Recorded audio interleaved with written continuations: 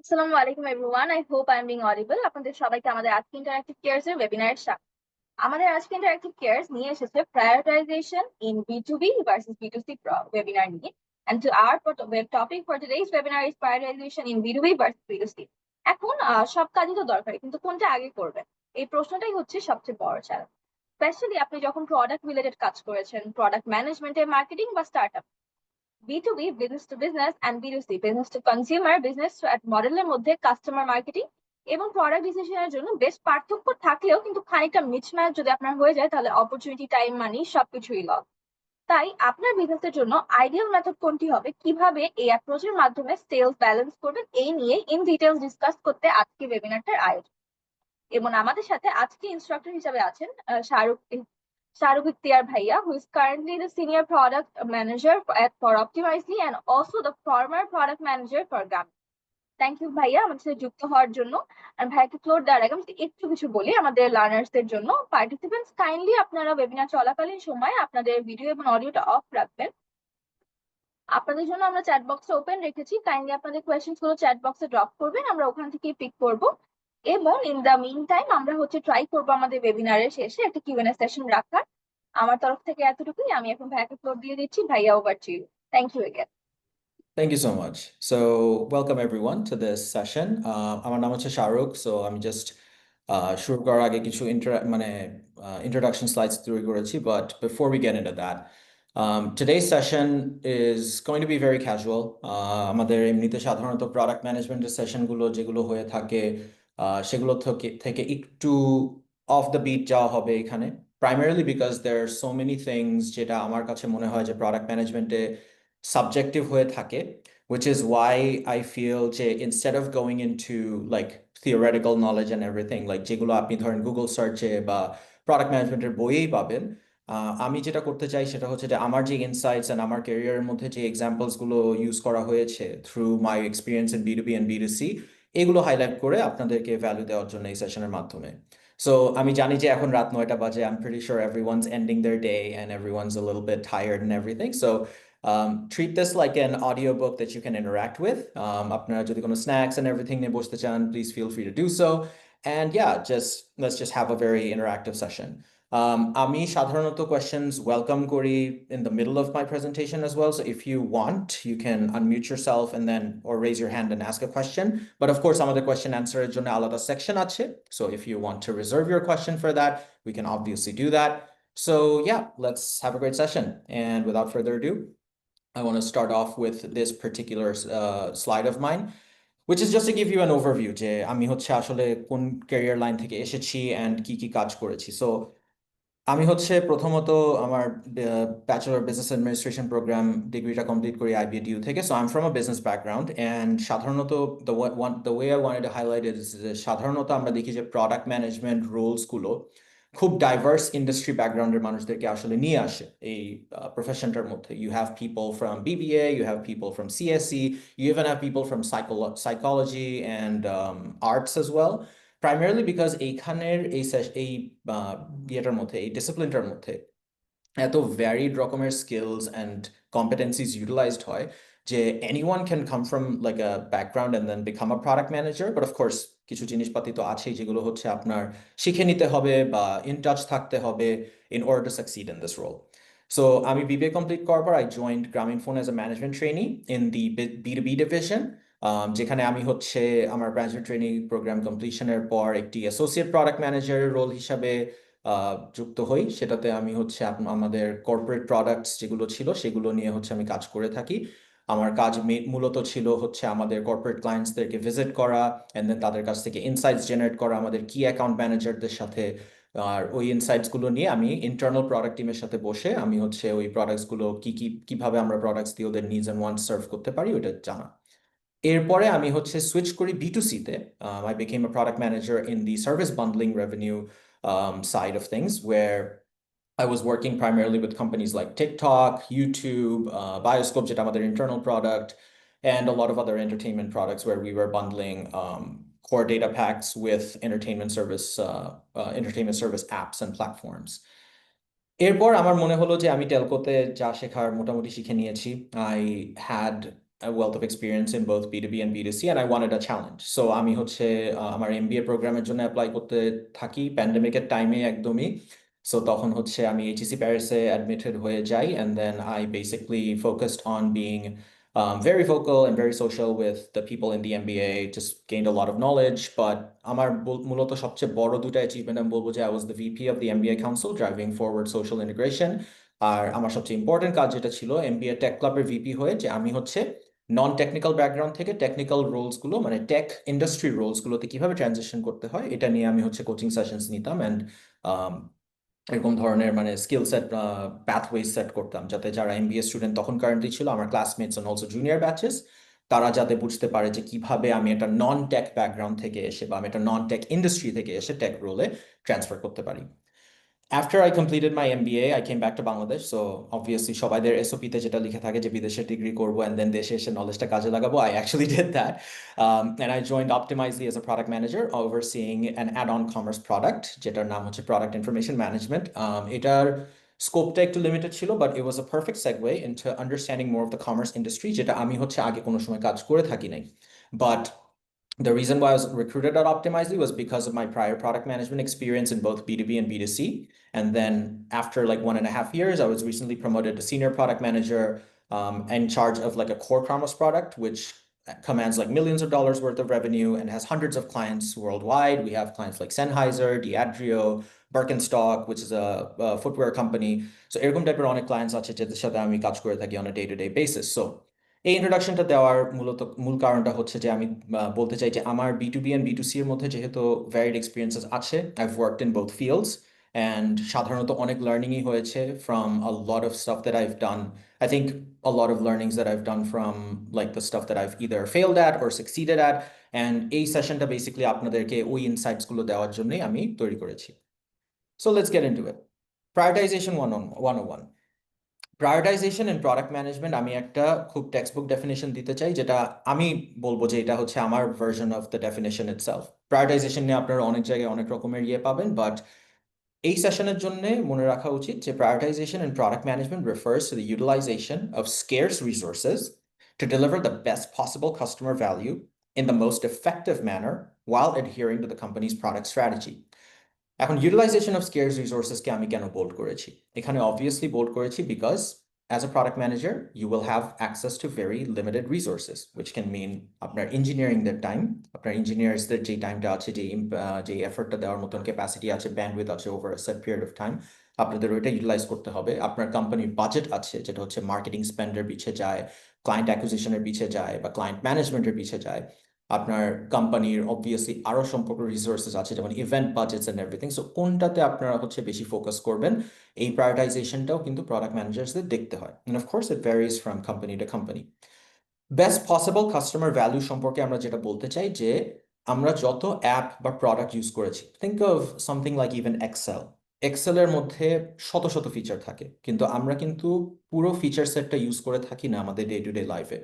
আমরা হয়তো বা মেইনলি 10 থেকে 15% of the entire feature sets use করে থাকি, and that's what provides us with the best possible customer value. So as product managers আমাদেরকে রুথলেসলি চিন্তা করতে হয় যে আমরা যখন কাস্টমারদের জন্য কোনো ফিচার বানাই, is that feature going to be within that top 10 to 15%? If not, why are we developing in the first place? Is it because আমাদের কোম্পানির কোনো প্রোডাক্ট স্ট্র্যাটেজি আছে যে আমরা হচ্ছে অনেক কিছু করতে চাই প্রোডাক্টটা দিয়ে, বা আমাদের কম্পিটিটর এমন একটা ফিচার দিচ্ছে যেটা আমরা হয়তো আর রেসপন্ড করতে পারছি না? এই সমস্ত ডিসিশনও কিন্তু প্রোডাক্ট ম্যানেজমেন্টে নিতে হয়। Most effective manner is the sense that আমরা এই স্কেয়ার্স রিসোর্সের সবচেয়ে কম ইউটিলাইজেশনে কিভাবে সবচেয়ে বেশি কাস্টমার ভ্যালুটা দিতে পারি। অবভিয়াসলি বড় বড় ফিচারের ক্ষেত্রে আমাদেরকে অনেক রিসোর্স ইউটিলাইজ করতে হয়, সো ওইটার ক্ষেত্রে কিছু করার নাই। ভ্যালু ভার্সেস এফর্টের যদি আমরা কনসেপ্টটা চিন্তা করে থাকি, যদি আমাদের ভ্যালু অনেক বেশি হয়, এফর্ট হয়তো বা অত বেশি দিতে হতে পারে। বাট দেয়ার আর থিংস যেখানে ভ্যালু অনেক বেশি বাট এফর্ট অনেক কম দিতে হতে পারে, সো তখন আমরা ওগুলোকে প্রায়োরিটাইজেশন আগে করবো while adhering to the company's product strategy, because আমরা as a company or আমরা as industry experts or product managers obviously প্রত্যেকটা সলিউশন বা প্রত্যেকটা ফিচার প্রায়োরিটাইজ করতে পারবো না, এটা আমাদের পক্ষে একদম জাস্ট অসম্ভব। সো আমরা যদি প্রোডাক্ট স্ট্র্যাটেজি সেট না করে থাকি, প্রোডাক্ট ভিশন যদি সেট না করে থাকি, তাহলে definitely we have a scope of feature bloating. And feature ব্লোটিংকে বলা হয় যখন আমরা হচ্ছে এতগুলো ফিচার দিয়ে থাকি প্রোডাক্টের মধ্যে যে কোন ফিচারটা অ্যাকচুয়ালি ইম্পর্টেন্ট কোন ফিচারটা না এটার হাইলাইটটা ঠিক মতন হয় না। সো কোম্পানি প্রোডাক্ট স্ট্র্যাটেজিতে অ্যাডহিয়ার করা is very important. But prioritization কেন ইম্পর্টেন্ট? আমরা অবভিয়াসলি বুঝতে চাই যে আমাদের কোন ফিচার্স বা কোন প্রোডাক্টস কাস্টমাররা ভ্যালু করবে, কোন engineering time, marketing spend and other রিসোর্সকে আমরা কিভাবে ইউটিলাইজ করতে পারবো, কোম্পানির প্রোডাক্ট ভিশন অ্যান্ড স্ট্র্যাটেজিকে কিভাবে ইফেক্টিভলি আগায় নিয়ে যেতে পারবো, অ্যান্ড অফকোর্স প্রোডাক্ট প্রায়োরিটাইজেশনের মূল কারণ হচ্ছে আমরা রেভিনিউ অ্যান্ড রিটেনশন ড্রাইভ করতে চাই। অবভিয়াসলি আরও মেট্রিক্স আছে, যেমন ধরেন ফর এক্সাম্পল এনগেজমেন্ট, তারপর ভিউজ, ইভেন্টস, অনেক রকমের মেট্রিক থাকতে পারে depending on your company, depending on your industry. But of course আমরা হচ্ছে জাস্ট ফোকাস করি মূলত দুইটা জিনিসের উপরে, সব কোম্পানি ফোকাস করে, revenue and customer retention. So আমাদের যে কাস্টমার নেচার আছে, যে আমরা কি প্রিমিয়াম সেগমেন্টে থাকি কিনা, বা আমরা কি লোয়ার এন্ড সেগমেন্টে থাকবো কিনা, বা আমাদের ক্লায়েন্টরা কি অনেক নলেজেবল নাকি তারা হচ্ছে মাত্রই নতুন করে প্রোডাক্টটা ইউজ করছে, অ্যান্ড তাদের ফিডব্যাক কিন্তু একটা সিগনিফিক্যান্ট অ্যামাউন্ট অফ ইম্প্যাক্ট তৈরি করে থাকে আমাদের প্রায়োরিটাইজেশন প্রসেসের উপর। অ্যান্ড আমি এগুলোর এক্সাম্পল পরবর্তী স্লাইডগুলোতে দিব। সো B2B ভার্সেস B2C-তে কিছু ফান্ডামেন্টালস থাকে। সো B2B-র মধ্যে we usually have a higher value per client. So business to business ট্রানজাকশনসগুলো যদি আমরা হয়ে থাকি, মানে দেখে থাকি, যখন একটা বিজনেস আলাদা একটা বিজনেসের থেকে কোনো প্রোডাক্ট কিনে থাকে, তারা সাধারণত B2C ক্লায়েন্টদের থেকে বেশি টাকা দিয়ে জিনিসটা কিনে থাকে। যেমন ফর এক্সাম্পল আমরা যদি চিন্তা করি এসএপি। এসএপি হচ্ছে number of ERP or enterprise resource planning software বেঁচে থাকে। সো এন্টারপ্রাইজ রিসোর্স প্ল্যানিং এর জন্য you are looking at around মানে hundreds of thousands of dollars per year worth of contracts, যেটা আপনার কোম্পানি ইউজ করবে as a software. So that's a B2B প্রোডাক্ট। B2Cর ক্ষেত্রে there might be zero or lower value per client. Like let's say for example Facebook. Facebook use করা is free, but if you want to spend money on ad spend or boosting your posts, তখন আপনি হয়তো বা একটা মানে টাকা খরচ করলেন। বা ইভেন ধরেন for example Lightroom, Adobe Lightroom, যেটা হচ্ছে ছবি এডিটিং অ্যাপ। ছবি এডিটিং অ্যাপের মধ্যেও কিন্তু মাইক্রো ট্রানজাকশনস থাকে বা সাবস্ক্রিপশন ট্রানজাকশনস থাকে, যেটার ভ্যালু কিন্তু is not $100,000 or something. It's more like $30 per year or maybe $10 per month, এভাবে থাকে আর কি। B2B-তে ইউজুয়ালি আপনার ফিউয়ার ক্লায়েন্টস থাকে দেন B2C।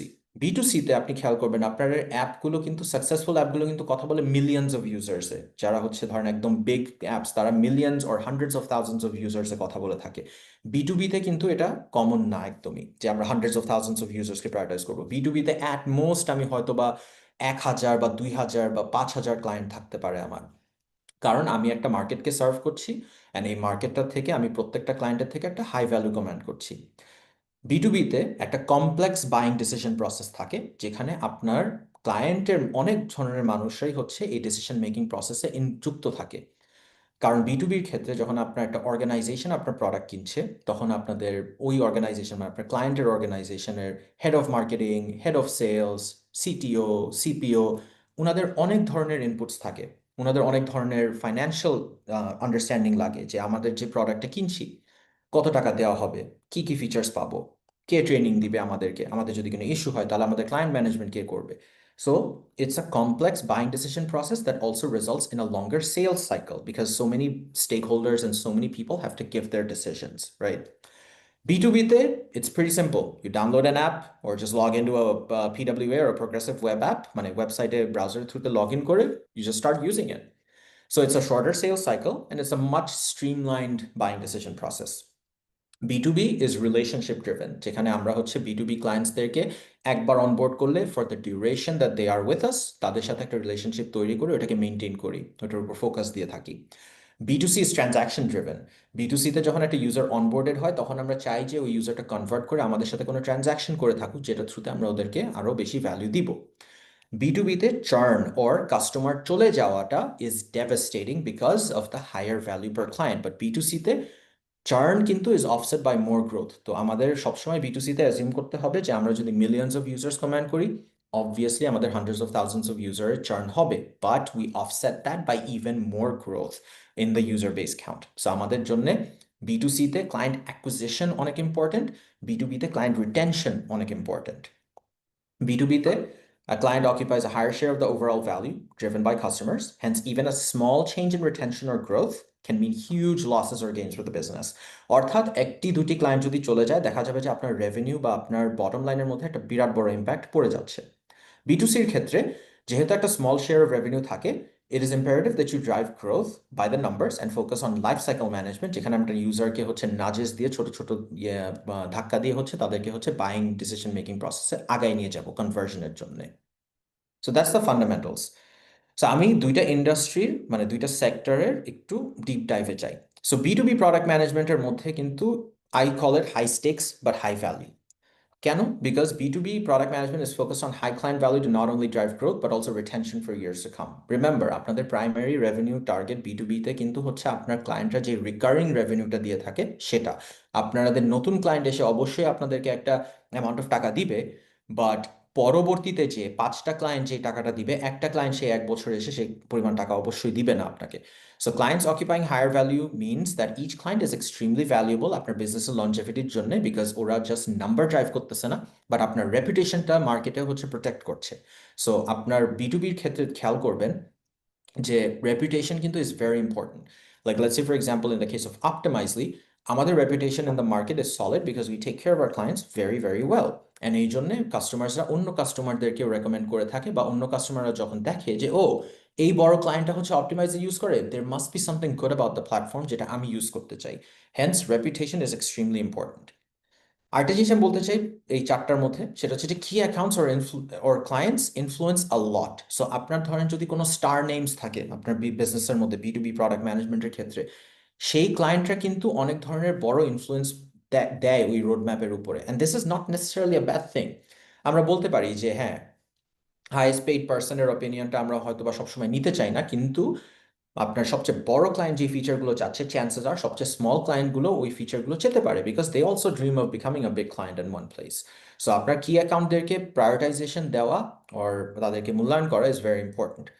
ROI or strategic alignment is required because clients must be pursued according to predefined ideal customer profiles to avoid disappointment. So আমাদের B2Bর ক্ষেত্রে we have to be very careful যে আমরা যে প্রোডাক্টটা দিচ্ছি সেটা কি ঠিক মতন ওই ক্লায়েন্টের প্রোফাইলটা ফিট করে কিনা, যে ওই ক্লায়েন্টটা যেই ধরনের ভ্যালু চায় সেই ভ্যালুটা আমরা কি প্রোভাইড করতে পারছি কিনা, নাকি ও অন্য ধরনের জিনিস চায়। লাইক আমি যদি এখন এক্সাম্পল দিয়ে থাকি যে Shopify commerce versus Adobe commerce.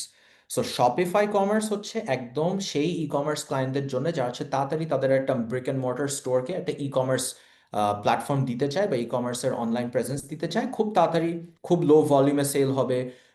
ওরা জাস্ট কোনো মতো একটা স্টোর ফ্রন্ট দিতে চায়। সো শপিফাইয়ের মধ্যে ওই টেমপ্লেটস অ্যান্ড এভরিথিং সব কিছু আছে, যেটা হচ্ছে তাড়াতাড়ি ওরা একটা ওয়েবসাইট তৈরি করতে পারবে। বাট শপিফাই যদি আমি এখন সেল করি to someone like let's say for example Amazon, অ্যামাজনের নিজস্ব ই কমার্স প্ল্যাটফর্ম থাকে, বাট কথার কথা যদি আমি বলতে চাই যে অ্যামাজনের স্কেলের কোনো একটা কোম্পানিকে যদি শপিফাই দিতে চাই, ওরা কিন্তু সেটা নিবে না, বিকজ শপিফাইয়ের স্কেলেবিলিটি বা ম্যানেজমেন্ট অ্যান্ড এভরিথিং ওই এন্টারপ্রাইজ লেভেল ক্লায়েন্ট অকিউপাই করতে পারবে না। হেন্স তখন তারা হয়তো বা অ্যাডোবির দিকে যেতে পারে, অপটিমাইজের দিকে আসতে পারে, কমার্সে যেতে পারে, বিগ কমার্সে যেতে পারে, অনেক রকমের কমার্স ক্লায়েন্টসের কমার্স প্ল্যাটফর্মের কাছে যেতে পারে, বিকজ তাদের এন্টারপ্রাইজ স্কেলেবিলিটি দরকার, তাদের অনেক ইউজার, তাদের অনেক সেল হয়, তাদের ভলিউম অ্যান্ড লোড ধরার জন্য তাদেরকে ওরকম টাইপেরই প্ল্যাটফর্ম দরকার। সো আপনার pre defined ideal customer profile যদি না থাকে, it is imperative that you create one according to your product strengths and then push that into the market. And of course, আমি বলেছিলাম যে buying is a group effort, so longer sales cycle, more decisions, you get the gist.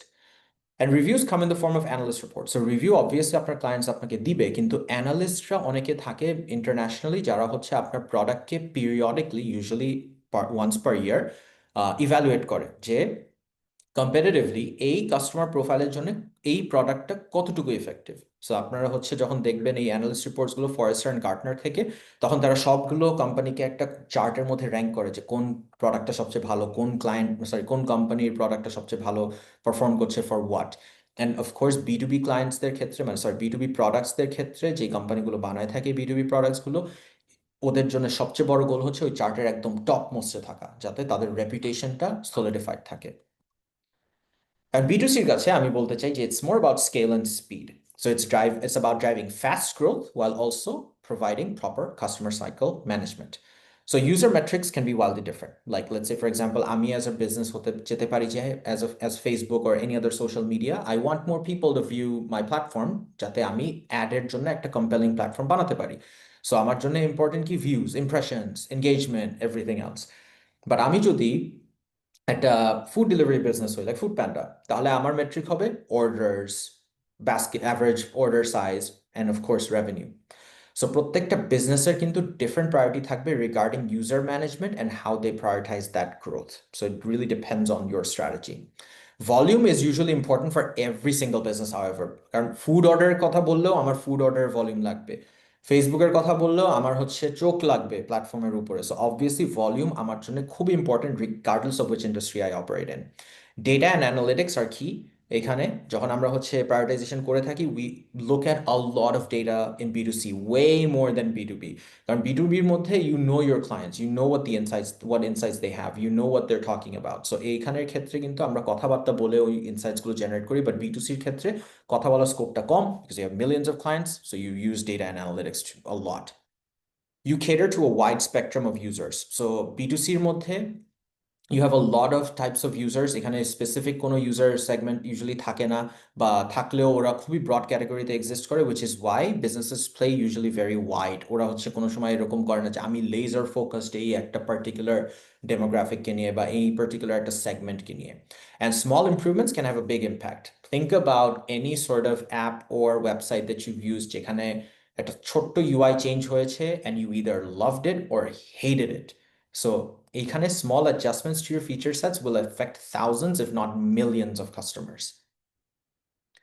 So B2B এর ক্ষেত্রে আসলে কি matter করে? আমরা যদি প্রায়োরিটাইজেশন করতেই চাই একদম পুরোপুরি একদম, if you want to deliver the best value, if you want to deliver features or products that our clients love, if you want to win the market, আমরা কি করলে হচ্ছে successful হব? First of all, strategic alignment with your client's business goals is what earns you deals. এটার অর্থাৎ হচ্ছে যে আমার ক্লায়েন্টের বিজনেস গোল কি, রেভিনিউ গ্রো করা বা কোন ইন্ডাস্ট্রিতে ধরা বা কোন মার্কেট ধরা, এই বিজনেস গোলগুলো আমার জানা is very very important. So it's not just that আপনি আপনার বিজনেসটা আন্ডারস্ট্যান্ড করবেন, আপনার ক্লায়েন্টের বিজনেসকেও আপনাকে খুব ভালোভাবে আন্ডারস্ট্যান্ড করতে হবে if you're selling a product to them from a B2B standpoint. So clients will always be concerned about, হ্যাঁ আপনি আমার বিজনেসকে গ্রো করাবেন কিভাবে, এটা আপনি বলেন। So clients are very concerned with time to value. So time to value জিনিসটা আসলে কি? Time to value means যে আমি যখন একটা প্রোডাক্ট কিনলাম, কেনার পর থেকে আমি কত তাড়াতাড়ি সেটা থেকে রেভিনিউ বা কোনো ধরনের মেট্রিক ড্রাইভ করতে পারবো।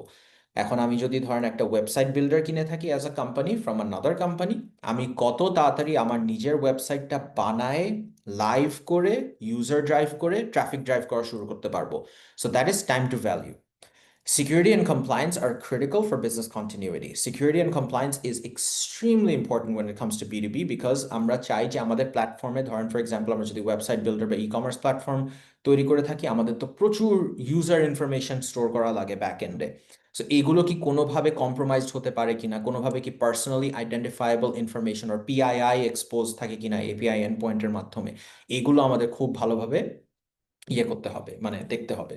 And having integration pathways is necessary. Like Shopify যেটা করে যে ওরা হচ্ছে টাইম টু ভ্যালু খুব শর্ট করে ফেলে তাদের ক্লায়েন্টসদের জন্য, তো তারা হচ্ছে সবসময় টেমপ্লেটস, মডিউলস, থিমস এগুলো হচ্ছে মানে কিউরেট করতে থাকে যাতে মানুষজন জাস্ট ক্লিক অ্যান্ড ড্রপ করে তাড়াতাড়ি করে তাদের সাইট সেট আপ করে ফেলতে পারবে। So how do we support each? Time to value, of course, you implement features that allow quick setups, auto-population or migration of critical business data, and creating templates to reduce dev time. Do not break too many things. Like আমরা যখন কোনো ধরনের product বা feature যদি launch করে থাকি বা deploy করে থাকি, আমাদের এনশিওর করা উচিত যে আমাদের ক্লায়েন্টের যে কারেন্ট সেট আপ আছে সেটা যেন কোনোভাবে ব্রেক না করে। Like let's say for example আমি যদি একটা মানে HR ম্যানেজমেন্ট প্ল্যাটফর্ম যদি তৈরি করে থাকি, HR ম্যানেজমেন্ট প্ল্যাটফর্মের মধ্যে ধরেন যে আমি একটা নতুন মডিউল অ্যাড করতেছি যেখানে হচ্ছে আমি ট্যালেন্ট দেখতে পারবো, ওইটা দেওয়ার জন্য হয়তোবা আমার কারেন্ট যে ক্লায়েন্টের ডেটাগুলো আছে সব ওয়াইপড হয়ে যাবে। ডেভাস্টেটিং, বিকজ HR এরকম একটা প্ল্যাটফর্মের মধ্যে যদি আমার সব এমপ্লয়ীদের রেকর্ড থাকেন হঠাৎ করে সব ওয়াইপ হয়ে যায়, it's really really difficult to like repopulate that. So essentially আমাদেরকে এই জিনিসগুলো চিন্তা করতে হবে when we're deploying features, we don't break too many of these things. Security, keeping up to date with release packages from framework providers. So আপনার যেই take স্ট্যাকটা আছে, আপনি যে প্রোডাক্টটা যে স্ট্যাকে বানাচ্ছেন ধরেন Azure বা AWS whatever, তাদের সবচেয়ে latest package and latest framework compatibility ensure করা is very important, and conducting pen tests or security tests to evaluate security. Integrations এর ক্ষেত্রে you have to understand what integrations are important for clients and then prioritizing that over prioritizing smooth interactions between those platforms. Like কমার্সের ক্ষেত্রে যদি বলি, কিছু কিছু ক্লায়েন্টদের supplier portal থাকে যেখানে তারা সাপ্লায়ারদের থেকে প্রোডাক্ট ডেটা পেয়ে থাকে যে কোন কোন প্রোডাক্টস তারা বেচতে পারবে তাদের ওয়েবসাইটে। সো ওইগুলোর ইন্টিগ্রেশনগুলো তৈরি করা হচ্ছে extremely important when it comes to commerce. So there's that. What really matters in B2C? Customer acquisition and personalization. Personalisation কেন বলছি? বিকজ সবাই একটা কিউরেটেড এক্সপিরিয়েন্স চায়। আমাদের নিউজ ফিডের মধ্যে আমরা যখন যাই, আমাদের কোনো ধরনের প্রোডাক্ট যখন আমরা ইউজ করি, আমরা সবসময় চিন্তা করি যে আমার জন্য এই কোম্পানিটা কি করছে, আমাকে কিভাবে একটা কিউরেটেড এক্সপিরিয়েন্স এই কোম্পানিটা দিচ্ছে। So obviously you need a compelling first hook of value, যে আমরা প্রথমে এই অ্যাপটার মধ্যে ঢুকবো কিসের জন্য, মানে আমরা কি দিয়ে কাস্টমারকে হুক করতে পারি। Like let's say for example when Instagram started out, তাদের হুক ছিল যে you can share photos and nothing else. It's streamlined, it's simple, it's very effective for sharing your favourite moments. That was its first hook of value.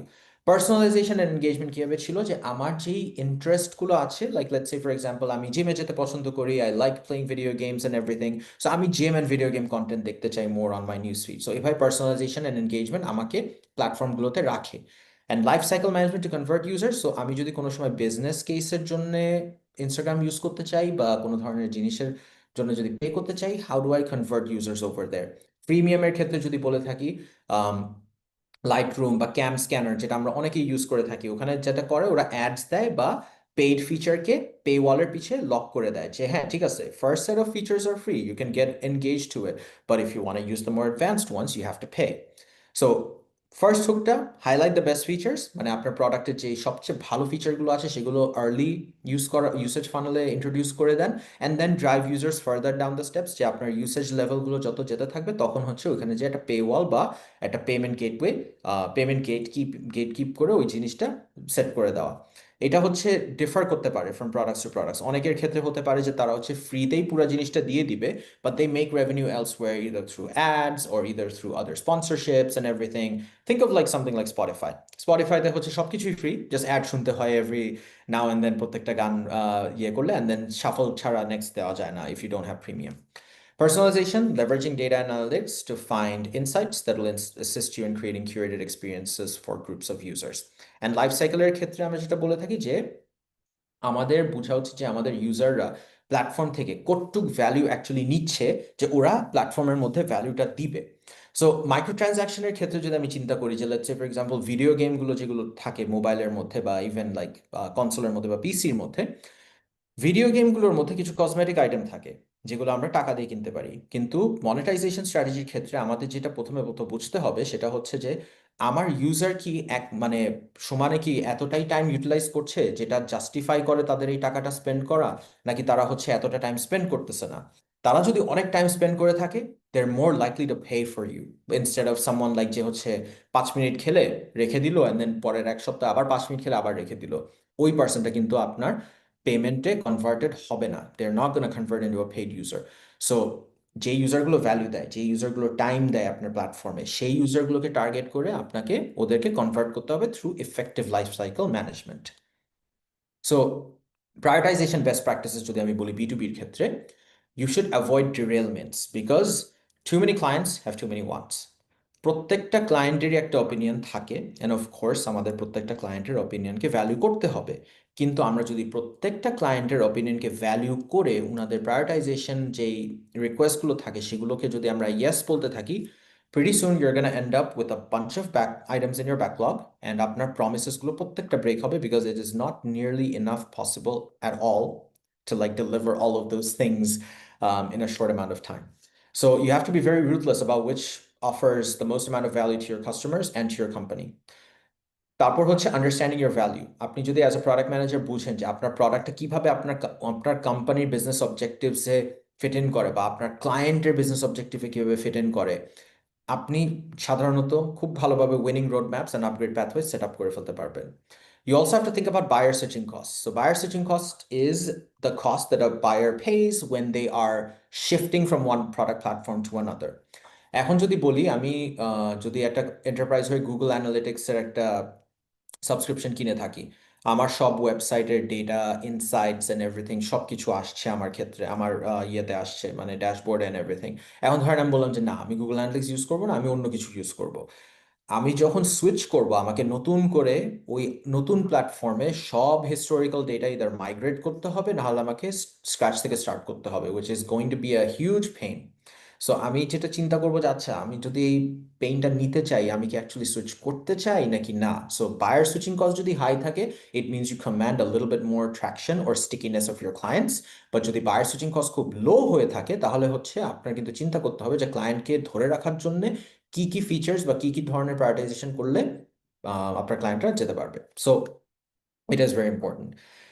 The last thing that a lot of product managers don't see is documenting changes well. So let's say, for example, if you're changing something in the back end, the front end, whatever it is, কাস্টমারদের জানতে হবে যে এই জিনিসটা কি change করেছে, because তাদের কিন্তু কিছু প্রিসেট ওয়ার্ক প্রসেস থাকে। তারা ঢুকে একটা দুইটা বাটন ক্লিক করে জাস্ট তাদের নিজস্ব যে জিনিসটা দেখতে হবে সেটা দেখে তারা তাদের কাজ শেষ করে চলে যায়। অনেক মানুষজন আছে যারা প্রোডাক্টের ধরেন 100টা ফিচার আছে 20টা ক্লিক করে মানে জাস্ট এমনি মাসল মেমোরিতে ক্লিক ঠিক করে চলে দিয়ে they just get their job done, they get done for the day and they just leave.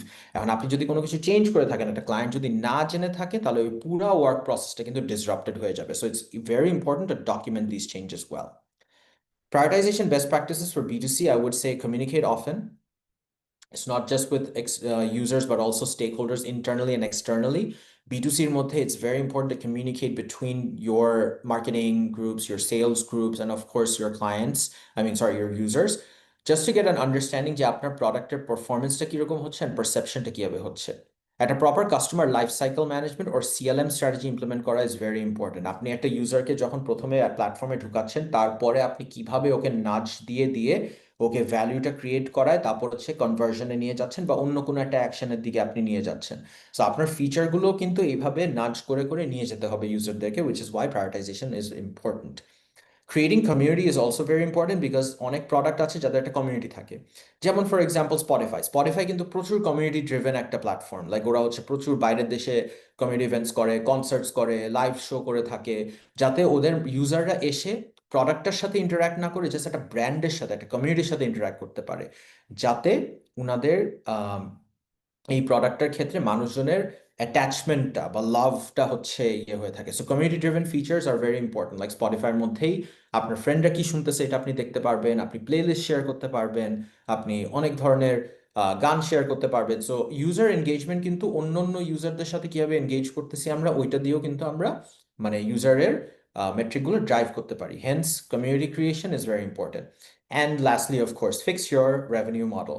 So ascertain যে আপনার যে প্রোডাক্টের কারেন্ট ফিচার সেট আছে ভ্যালু প্রোভাইডেড আছে কিনা, আপনার এক্সিস্টিং রেভিনিউ মডেলের মধ্যে ফিট করে কিনা, যে আপনি ধরেন যে টাকাটা যেটা চার্জ করছেন সেই পরিমাণ কি আপনি ভ্যালু দিচ্ছেন কিনা। আমি যদি জাস্ট স্পটিফাইতে বলতাম যে আমি জাস্ট এখন একটা গানের প্লেলিস্ট বানানোর অপশন দিব, তোমরা গান সার্চ করে করে জাস্ট প্লেলিস্ট বানাতে পারবা অ্যান্ড দ্যাটস ইট, তুমি যদি প্রিমিয়াম দাও তাহলে you can have that, otherwise no. I don't think a lot of people would actually buy that. People would rather flock to something else a little bit more extensive. So এটার ক্ষেত্রে it's very important to understand যে আমরা যখন প্রোডাক্টটা দিচ্ছি কাস্টমাররা enough value পাচ্ছে কিনা। And of course, that brings me to the end of the session. We are at 9:40, so that leaves us time with questions. But of course, I think there's a section with the sales representative from Interactive Cares. So yeah, after that, we'll welcome questions. I think chat already কিছু question আছে already. আমি ওটা দেখবো আর কি পরবর্তীতে. So yeah. Thank you, everyone.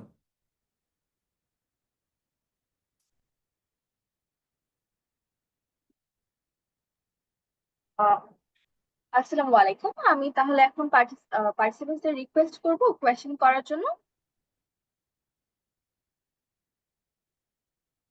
Open floor, everyone. So মানে I welcome any and all questions because এইখানের একটা এরকম একটা সাবজেক্টিভ জিনিসের অবভিয়াসলি বেস্ট প্র্যাকটিসেস বা common knowledge, pre conceive Notion অনেক কিছুই থেকে থাকে।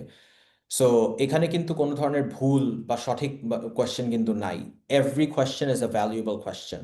সো আপনাদের যদি মনে হয় যে হ্যাঁ মানে একটা কোয়েশ্চেন আমি করতে চাচ্ছি but I don't know what sounds like, please do, because you never know যে আপনার কোয়েশ্চেনটাও প্রবলি অন্য কেউ একজন চিন্তা করছে বাট কোয়েশ্চেনটা আস্ক করছে না। So you can also like provide value to someone else within the session if you're asking. So yeah, ask away everyone. Someone has raised their hands. I think it's Kabir Alif. Yes, you can unmute yourself and then ask your question. Hello, am I audible? Yes, Bhaiya. Okay. First of all, thank you so much, Shahrukh Bhai, for this amazing session. First of all, I'm just introducing myself. Myself is Mosaddeq Kubir Alif. Currently, I'm working at ACI Motors as a product executive. So, my question is that actually, I'm working with some of the apps, in-house apps we are developing in. So, we have developed an app named YRC, which is a concern of our ecosystem that Yamaha Riders Club. So the main focus of this app is to grab the users who are using our bikes, and we have multiple products like we have offer events, others. So the app has already been launched. The question is that how I can prioritize the CLM strategy of that particular app, because we have multiple products on it, multiple offerings, events, Right. showroom details, merchandising offers, referrals, and etc. So how I Right. can think about this proper CLM strategy? Right, of course. So যখন আমরা customer life cycle management চিন্তা করি for community driven apps like যেটা আপনি বললেন যে YRC আর Yamaha Riders club, এখানের মধ্যে ধরেন যেটা থাকে যে আপনি যেটা বললেন যে promotions, events, campaigns and everything, প্রথমত ইউজারদেরকে একটা হোক দিতে হবে যে প্রথম, if you're a Yamaha rider, like if you ride Yamaha bikes, you need to be part of this community. অ্যান্ড কমিউনিটির মধ্যে থাকতে হলে অবভিয়াসলি ফার্স্ট হুক অফ ভ্যালুটা হচ্ছে কমিউনিটি থেকে আমি পার্কস কি পাবো, আমি মেম্বারশিপ দিয়ে do I get any sort of discounts on servicing for my motorbikes, or do I get free access to any motorbike shows or any sort of automotive shows যেটা পরবর্তীতে আপনার মানে কোম্পানি অর্গানাইজ করে থাকবে? কি টাইপের parks actually থাকবে for becoming a member? Because community driven অ্যাপসের মধ্যে রিমেম্বার আপনাদের গোল কিন্তু হচ্ছে অ্যাপের মধ্যে ইউসেজের চেয়ে ওই কমিউনিটির মেম্বার হওয়ানোটা, যাতে ওই ইনফরমেশন দিয়ে you can drive further sales pipelines for your other products like bikes and other source of equipment in general. Adidas এই জিনিসটা প্রচুর করে যে আডিডাস অ্যাপের মধ্যে they can browse products, they can browse all of their shoes and sports equipment and everything, and member হলে তারা হচ্ছে কমিউনিটি ড্রিভেন ইভেন্টসে পার্টিসিপেট করার জন্য কিছু স্পেশাল বেনিফিটস পায়, কিছু স্পেশাল ডিসকাউন্টস পেয়ে থাকে, and of course special offers পেয়ে থাকে। লাইক ধরেন একটা জুতা যদি ড্রপ করে থাকে তাদেরকে প্রথম প্রায়োরিটাইজেশন দেওয়া হয় before they actually get to buy it. So CLM স্ট্র্যাটেজির প্রথম হুকটা হচ্ছে আপনার কমিউনিটিতে এনগেজড হওয়ার জন্য আমার ভ্যালুটা কি, why should I sign up for this community, why should I be a part of your app or your service or your or whatever platform you've created, and then আস্তে আস্তে নাচ করা ইউজারটাকে যে হ্যাঁ এই ইভেন্টটা আসতেছে near your location or near where you are right now, would you like to invest, would you like to go there or something, তারপর ওদেরকে পুশ নোটিফিকেশন পাঠানো যে you've, as a member of Yamaha Riders Club, you've secured 10% discount on your next purchase or something। এরকম ভাবে ছোট ছোট নাচ দিতে দিতে you drive engagement within the app so that these users show up to your events, show up to your marketing promotional campaigns। এটার পরবর্তীতে যে you convert them into paid users from your traditional business। So এখানে সিএলএম স্ট্র্যাটেজিটা একটু ভিন্ন, যেখানে আমরা প্রোডাক্টের থ্রুতে রেভিনিউ ড্রাইভ করতেছি না, বরং আমরা প্রোডাক্টটাকে ইউজ করতেছি to drive revenue elsewhere. I hope that answers your question. So yeah. Yeah, thank you so much for your answer. Thank you. Cool. So Interactive Cares থেকে বলা হয়েছে যে sales rep has joined. So before continuing with the QA session, can we give him the floor? Of course we can. So go ahead and then we can continue with the Q&A session. I would like to request Shimanto Bhaiya to take the floor. Bhaiya, kindly.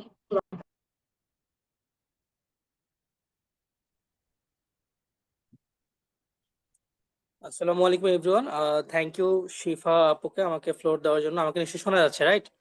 Yes, শোনা যাচ্ছে। Thank you ভাই। শাহরুখ ইখতিয়ার ভাইকে অনেক ধন্যবাদ এত effective ওয়েতে আসলে ইভেন্টটা কন্ডাক্ট করার জন্য, যেটা খুবই ভালোভাবে মনোযোগ সহকারে আমি নিজেও শুনছিলাম মুগ্ধ হয়ে। অ্যান্ড আই হোপ লার্নারদের অনেক ভালো লাগছে ওয়েবিনারটি। অ্যান্ড হচ্ছে লার্নারদেরকে অনেক থ্যাঙ্কস যে আপনারা এতক্ষণ আপনাদের ব্যস্ত দিনের থেকে সময় বের করে আসলে ওয়েবিনারটি দেখতেছেন, এজন্য অনেক ধন্যবাদ সবাইকে। আমি আমার পরিচয় যদি দেই, আমার নাম সীমান্ত ইসলাম সৈকত, আমি ইন্টারেক্টিভ কেয়ারসে আছি as a telesales executive and হচ্ছে ক্যারিয়ার কাউন্সিলর হিসেবে। সো আমি জাস্ট এখানে কথা বলবো খুবই অল্প টাইম, আমি কথা বলবো আমাদের যে কোর্সটি আছে ডিজিটাল প্রোডাক্ট ম্যানেজমেন্ট, এই কোর্সটি নিয়ে। তো আমাদের এই কোর্স নিয়ে কথা বলার আগে আমি একটু জাস্ট বলতে চাই আমাদের কোর্সটা অলরেডি স্টার্ট হয়েছে, ওরিয়েন্টেশন সাপোর্ট সেকশনটা শুরু হয়ে গেছে। তো আপনারা চাইলে এখনই কোর্সে জয়েন করে ফেলতে পারেন, বিকজ অফ কোর্সে বেশ কিছু প্রি রেকর্ডেড ভিডিওস আছে। তো ওইগুলো দেখে আপনারা আপনার প্র্যাকটিস স্টার্ট করতে পারেন, আর সাপোর্ট সেশনে জয়েন করে আপনার প্রবলেমটা সলভিং এর সুযোগটা পাচ্ছেন। তো কোর্স নিয়ে যদি আমি বলতে চাই, তো আমি প্রথমে যেটা বলবো, আমাদের কোর্স ইনস্ট্রাক্টর হিসেবে থাকছেন মেইন ইনস্ট্রাক্টর 3 জন, যারা হচ্ছেন সিয়াম শাহিদ নূর ভাইয়া, কাজী সাজিদুল হাসান ভাইয়া এবং তাসমিয়া রহমান আপু। 3 জনকে পাচ্ছেন লিড ইনস্ট্রাক্টর হিসেবে কোর্সে। আর এখানে সাপোর্ট ইনস্ট্রাক্টর হিসেবে থাকছেন শাকিব খান ভাইয়া। তো ওনারা হচ্ছে আমাদের ইনস্ট্রাক্টর প্যানেলে আছেন। আমি যদি কোর্স ম্যাটেরিয়ালের কথা বলি, এখানে অলমোস্ট 62+ লাইভ ক্লাসেস পাচ্ছেন। এছাড়াও অলমোস্ট প্রায় 40+ প্রি রেকর্ডেড ভিডিওস পাচ্ছেন। এরপরে 8+ রিয়েল লাইফ কেস স্টাডি পাচ্ছেন। বেশ কিছু জিনিস আসলে এই কোর্সে আপনারা পেয়ে যাচ্ছেন, যেমন ডেইলি আমরা অলমোস্ট প্রায় 5টি করে সাপোর্ট সেশন প্রোভাইড করতেছি, প্রজেক্টস এবং অ্যাসাইনমেন্টস পাচ্ছেন, এন্ড ইন্টারভিউ হ্যান্ডবুক পাচ্ছেন, উইকলি কুইজের সুযোগ পাচ্ছেন। সো এই সব কিছু কিন্তু কোর্স ম্যাটেরিয়ালে আছে। আমি যদি কোর্স নিয়ে খুবই সংক্ষেপে একটু বলি, তো কোর্সটি আমরা স্টার্ট করব ডিজিটাল প্রোডাক্ট ম্যানেজমেন্ট। কোর্সটি আমরা একবার ইন্ট্রোডাকশন অফ প্রোডাক্ট ম্যানেজমেন্টের পার্ট থেকে কোর্স স্টার্ট করব। তারপরে product thinking, user research, market and competitor research, এই ধরনের পার্ট বাই পার্ট হচ্ছে আমরা কোর্সটা নিয়ে আগাবো। আপনারা নিশ্চয়ই স্ক্রিনে দেখতে পাচ্ছেন আমাদের কোর্স ম্যাটেরিয়াল কি কি থাকবে। Live class, pre recorded video সবকিছু কিন্তু কোর্সে থাকবে, আপনারা নিশ্চয়ই দেখতে পাচ্ছেন জিনিসটা। আর কোর্সের প্রাইসিং নিয়ে যদি কথা বলি, তো আমাদের কোর্সের প্রাইসটা ছিল মাত্র 6,000 টাকা। সেখানেও কিন্তু একটা স্পেশাল ডিসকাউন্ট আপনারা পেয়ে যাবেন যারা এই ওয়েবিনারে জয়েন করেছেন। আমি আমার নাম্বারটা শেয়ার করে রাখবো চ্যাট বক্সে। সো যদি এনরোলমেন্ট প্রসেস নিয়ে কোনো কিছু জানতে চান, স্পেশাল ডিসকাউন্ট অ্যামাউন্ট নিয়ে যদি কিছু জানতে চান, কাইন্ডলি একটু আমাকে নক দিন। ওই নাম্বারে হোয়াটসঅ্যাপ আছে, এছাড়াও চাইলে কল করতে পারেন আপনারা। আমি আপনার নাম্বারটা ওখানে শেয়ার করে রাখবো। আর আমাদের যেহেতু কোর্সটা অলরেডি স্টার্ট হয়ে গেছে সাপোর্ট সেশন, সো বলবো এখনই আসলে পারফেক্ট টাইম কোর্সে জয়েন করা। যদি আপনাদের কোনো প্ল্যান থাকে, তো কোর্সে চাইলে এখনই জয়েন করে ফেলতে পারেন। আমার থেকে এই পর্যন্তই ছিল। সো আমি রিকোয়েস্ট করবো শিফা আপুকে, প্লিজ কাইন্ডলি এখান থেকে আপনি কন্টিনিউ করবেন আপু। থ্যাংক ইউ ভাইয়া একটা সীমান্ত কোশ্চেন ছিল, শিওর ভাইয়া। মানে মনিরুজ্জামান মনির ভাইয়া, আপনি উইকলি কয়দিন ক্লাস হবে, কোন টাইমে, কতক্ষণ, এটা যদি জানতাম। আচ্ছা ভাইয়া, আমি এটা বলছি আপনাকে, আমাদের উইকলি ক্লাস থাকবে 2টো করে। আমাদের 3টি করার আসলে প্ল্যান ছিল, বাট আমরা রাইট না হচ্ছে উইকলি 2টো করে লাইভ ক্লাস রাখছি। আর আমাদের প্রত্যেকটা লাইভ ক্লাস আসলে রাত 9টা থেকে স্টার্ট হয়। তো এইটাও 9টা থেকে স্টার্ট হবে। শিয়াম শাহিদ নূর ভাইয়ের যে ক্লাসগুলো আছে, ওইটার হয়তো বা টাইমিং একটু চেঞ্জ হতে পারে, হয়তো বা পিছাতে পারে, যেহেতু ভাইয়া বাইরে থেকে ক্লাসগুলো নেবেন। তো এইটা ছাড়া আমাদের ইউজুয়াল যে টাইমটা, ওটা ক্লাস 9টা থেকেই শুরু হবে। বাকি যে 2জন ইনস্ট্রাক্টর আছেন, ওনারা 9টা থেকে শুরু করবেন। আর কোর্সটা যদি অলরেডি স্টার্ট হয়েছে, সপ্তাহে 2 দিন পাবেন আপনি লাইভ ক্লাস। এছাড়া প্রতিদিন আপনি 5 বেলা করে সাপোর্ট সেশন পেয়ে যাবেন কোর্সে। কোন ডেতে ক্লাসটা, কোন ডেতে হয়? আচ্ছা, আমি আপনাকে বলছি আমাদের ক্লাসটা কোন কোন ডেতে হবে। একটু যদি কাইন্ডলি হোল্ড করেন, আমি আপনাকে বলছি ভাইয়া।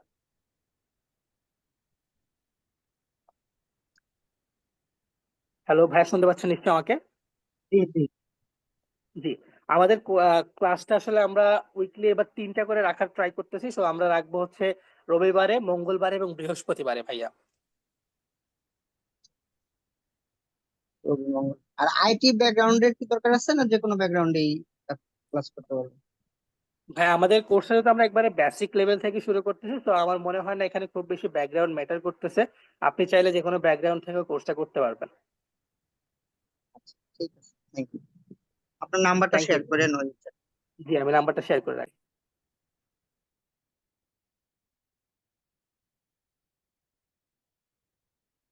থ্যাংক ইউ সো মাচ সীমান্ত ভাইয়াকে এত সুন্দর করে এক্সপ্লেন করার জন্য। আমি আবার পার্টিসিপেন্টদের উদ্দেশ্যে বলছি, আপনাদের কোনো কোয়েশ্চেন থাকলে কাইন্ডলি একটু হ্যান্ড রেজ করে আপনাদের কোয়েশ্চেন গুলো করবেন। I think Ajwa Danwar has a question, so please go ahead. Hello, Assalamualaikum, Bhaiya. First of all, thank you for the presentation. It was very informative. So I'm a recent, sorry. আমি কিছু বলি না। I think there's someone unmuted. Kindly to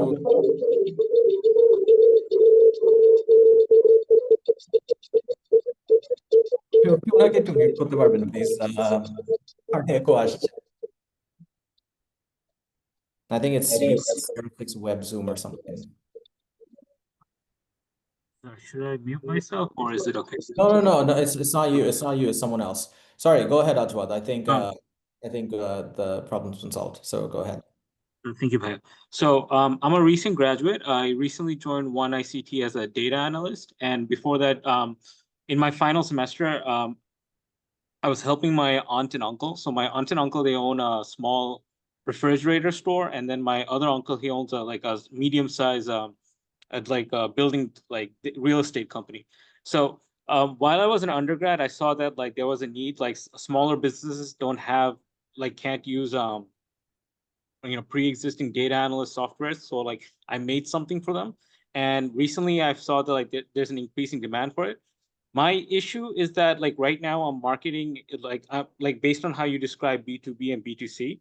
Right now I'm selling it like B2B, but like each customer is giving me like the revenue isn't that big, but it's taking me a long time to like acquire each customer.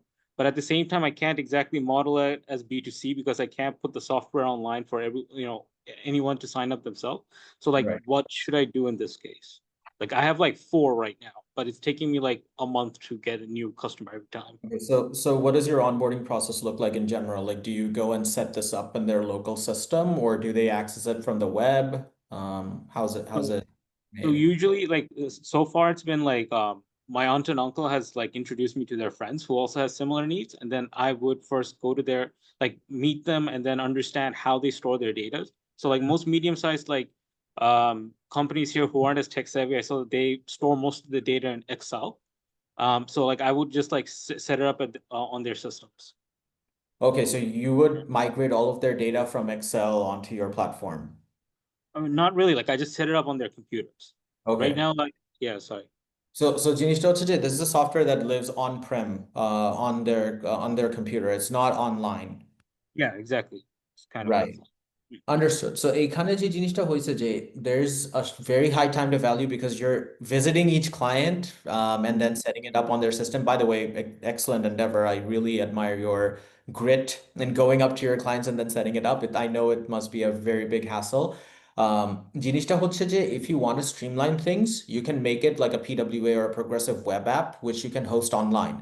প্রবলেমটা হবে যখন আপনার ডেটাবেসের মধ্যে যখন load আসা শুরু করবে তখন you might start incurring cloud costs like whichever provider you select and everything for this. এই জিনিসটা আসতে পারে. But if your ICP is like small, medium businesses, I'm pretty sure they're not going to pay you a lot. So what you can do in this particular scenario is have a two-pronged strategy. Like আপনার যে এখন ক্লায়েন্টগুলো আছে, focus on building up your client base first, get a source of revenue, then invest that into an online version of your app that serves the needs of bigger clients in general, that you can subsidize with the revenue that you get from your small, medium business enterprise. So this is more about business strategy than prioritization in general, I think, because এইখানে যে জিনিসটা problematic যে since you don't have an online presence, since you don't have something that lives in the cloud, it's difficult to like really get it out there to people unless you have it somewhere where you can just download it and then use it, or you can create tutorials for people যারা হচ্ছে একটু tech savvy but হয়তোবা তারা পুরাপুরি বুঝে না. Or what you can do is create a pipeline যেখানে they can just put in an Excel file. It can auto detect which fields are there and then populate that within your platform. Like let's say for example, like you post up the exe file or the executable file on your website, and then basically they download it, install it, put in their Excel file, and template অনুযায়ী তারা হচ্ছে data fields গুলো নিয়ে তাদের সিস্টেমের মধ্যে populate করে ফেলতে পারবে. So that's an approach that you can also take to like shorten your time to value. But of course, you will always be there to like answer questions and guide them through it. So you don't need to go visit them. You can just tell them, download this and then call me. So that's how you might be able to streamline it. Okay, yeah, that makes way more sense. Thank you for your advice. No worries. And if you have any more questions, please do reach out to me.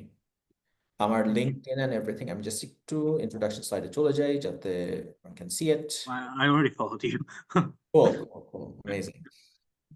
So our LinkedIn and Gmail, the DXG bottom right. I really appreciate LinkedIn messages, not emails specifically, but of course, if you have any needs and whatnot, feel free to send me an email. But of course, feel free to connect with me on LinkedIn, shoot messages if you have questions and everything. So yeah. Any further questions that we might have? আর কারো কোনো question থাকে যদি তাহলে Question আছে ভাইয়া, Rafi product. Yes. I want to how do you manage an effective product roadmap? and what is the best strategy to build an effective product roadmap? And if I want to transition from a project management career into a product one, so what should be the effective strategy for that one? So দুইটা question, একটা হচ্ছে effective product road mapping and transition from project management to product management. Yeah. প্রথম কোয়েশ্চেনটা যদি আমি answer করে থাকি, product রোডম্যাপের সবচেয়ে বড় ইম্পর্টেন্ট স্টেপ হচ্ছে এটাকে সেপারেট করা by timeline. So it really depends on কোন জিনিস, কোন টাইমলাইন কেডেন্সটা আপনার অর্গানাইজেশন কমফোর্টেবল উইথ। কেডেন্স বলতে আমরা যেটা বুঝাই যে আপনারা কতদিন পর পর রিলিজ দিবেন আপনাদের কোনো ধরনের একটা ফিচার বা একটা কোনো ধরনের functionality. So if you have a product out in the market and আপনার যদি মনে হয় যে আপনার engineering team has the capacity to release on a monthly cadence, তখন আপনি ধরেন নেক্সট 6 মান্থের প্রোডাক্ট রোডম্যাপ এফেক্টিভলি তৈরি করতে পারেন। কিন্তু এখন দেখা যায় যে আমরা যে 6 মাস পরে যে জিনিসটা চিন্তা করছি সেটা হয়তো বা চেঞ্জ হতে পারে, রাইট? সো এই ক্ষেত্রে যেটা আপনি করতে পারেন যে আপনার প্রথম 1 মাস বা প্রথম 2 মাস, যদি আপনি খুবই স্ট্রিক্ট হতে চান, 1 মাস বা 2 মাসের প্রোডাক্ট রোডম্যাপের ফিচারগুলোকে আপনি বলতে পারেন this is what we are committing to, that's is what we will launch. বাকি 4 মাসের যে প্রোডাক্ট রোডম্যাপ বা বাকি 4 মাসের যেই আইটেমসগুলো আছে সেগুলোর প্রতি কমিটমেন্ট নাই, but they are subject to change, which means that if there is new market information or new feedback that you want to incorporate, তখন আপনি ইজিলি অ্যাডাপ্ট করতে পারবেন without breaking any promises for your clients. So that's number 1। Number 2 হচ্ছে যে প্রত্যেকটা product রোডম্যাপের মধ্যে আপনার বুঝতে হবে যে যেই ফিচারগুলো আপনারা লঞ্চ করছেন সেগুলো যেন কাস্টমারদেরকে একটা ভ্যালু দিয়ে থাকে বা তাদের anticipation টা build করে থাকে। Like let's say for example, if you take feedback from your clients or your users যে আমরা এই ফিচারটা দেখতে চাই, আমরা এই জিনিসটা আমাদের অ্যাপের মধ্যে দেখতে চাই বা আমাদের সার্ভিসটার মধ্যে দেখতে চাই। So if you have a community board or any sort of feedback form, even একটা নর্মাল একটা গুগল শিট বা ফর্ম যেখানে মানুষজন ফিল আউট করতে পারবে, সেইটারও যদি ডেটা থাকে তাহলে হচ্ছে যখন মানুষজন দেখবে যে ওই ইনপুটগুলো যেগুলো দিছে সেটা প্রোডাক্ট রোডম্যাপে আছে, they feel good, they want to use the product more because they know that you care about them.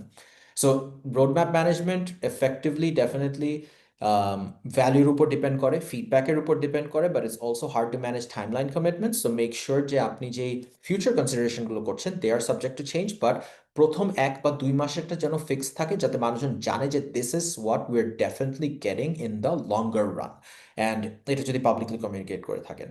And আপনার ইন্টারনালি যদি আমি বলে থাকি, আপনার ইঞ্জিনিয়াররা কিসে কিসে স্কিলড আছে, যে ধরেন ফর এক্সাম্পল আপনার ইঞ্জিনিয়ারদের মধ্যে যদি কেউ এআই ফিচার্স নিয়ে কাজ না করে থাকে, অবভিয়াসলি আপনি প্রোডাক্ট রোডম্যাপের মধ্যে 6 মাস পর বলতে পারবেন না যে আমি একটা এআই ফিচার লঞ্চ করে থাকবো, because that would be devastating to your internal মানে uses and everything, your internal processes.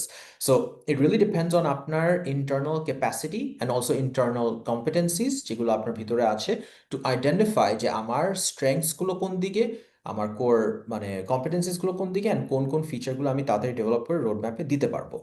So externally and internally these are my in a very short আমার হচ্ছে বেস্ট প্র্যাকটিসেস বলবো for effective roadmap management. I think আমরা সেশনের টাইমে চলে এসেছি already. I think 10টা বেজে গিয়েছে। I am very sure it's super late for everyone. I think if you guys have any more questions, please feel free to use my LinkedIn and just shoot me a message. I'm more than happy to answer them later on. But thank you so much for attending, and thank you so much for giving your precious time today. Can I ask one thing to you? Hello? Can I ask one thing to you? Sure. Yeah, I was outside of this session, so I need your LinkedIn account. So could you please give me a link so that I can join your LinkedIn account? Sure. আমি just type করে দিচ্ছি মেসেজে। Thanks.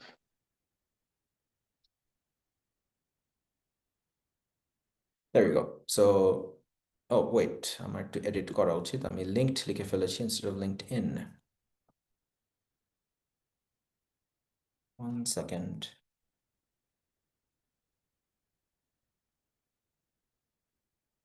There you go. Done. ঠিক আছে, so Shifa, I think we can end the session for today. Thank you so much, Bhaiya, for this insightful session. I hope আমাদের participants অনেকে কিছু questions থেকে থাকলে কিছু হলো solve হয়েছে, and it was a very insightful and in-depth session about our B2B versus B2C communications.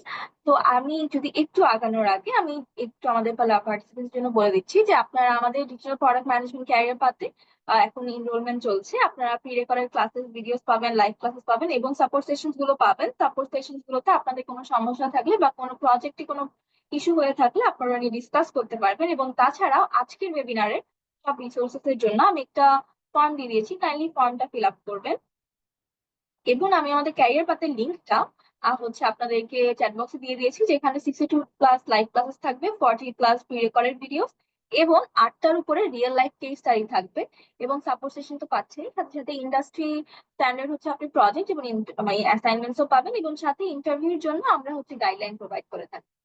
তো আমি রিকোয়েস্ট করবো সবাইকে, যদি আপনারা ইন্টারেস্টেড থাকেন তাহলে চেক আউট করতে, অথবা আপনারা চাই আজকে কোন যে ডিসকাউন্টের জন্য হচ্ছে আপনারা ইন্টারেস্টেড থাকেন তাহলে এখানে সীমান্ত ভাইয়ের নাম্বার দেওয়া আছে, আমি আবার দিয়ে দিচ্ছি, আপনারা সীমান্ত ভাইয়ের সাথে যোগাযোগ করতে পারেন।